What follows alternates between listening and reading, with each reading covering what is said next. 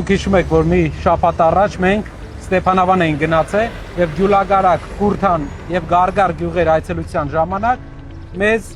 մեր հայրենակիցները խնդիր դրեցին, ասեցին, որ գյուղերը չունեն իրենց գյուղտեխնիկան։ Պարոն Կարապետյան, մենք ուզենք հատե տրակտոր մեր գյուղում տալ վարողցանող տեն։ Սալյարկեն ու կոմբայնը շատ լավ կլինի։ Հա։ Հա։ Շատ լավ։ Այդ իսկ պատճառով մենք սկսեցինք թիմով մանգալ գյուղտեխնիկա Հայաստանով մեկ եւ փորձել ներմուծել։ Ման էին գալիս եւ նաեւ ուսումնասիրում էինք, թե որ գյուղտեխնիկան է ամենաէֆեկտիվը տարածաշրջանի համար։ Իսկ հիմա նայենք։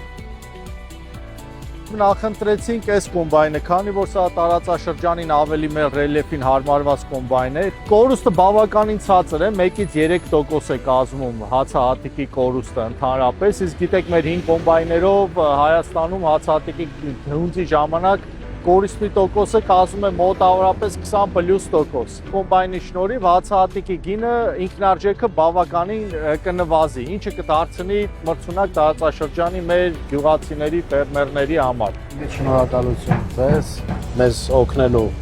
մեր ներկայացրած հարցին աջակցելու համար։ Կարծում եմ սա էլ լավագույն օրինակներից մեկը կլինի, որպեսզի կարողանանք լավագույն ծառայություններ մատուցել ժողովրդին ու փորձել իջեցնել բերքի ստացման ինքնարժեքը։ Մինչև հիմա, օրինակ Գեղարքունիքի մարզից, Դորվա մարզի տարբեր հատվածներից գյուղերը վարձակալում էին կոմբայն, որի համար վճարում էին դիզելի գումար, վարորդի գումար, կոմբայնի գումար, եւ մոտավորապես 25-ից 30 հազար դրամ է լինում 1 հեկտարը։ Այս պարագայում միայն դիզելի եւ վարորդի գումարն է վճարվելու, որը մոտավորապես 2 անգամ, մինչև եթե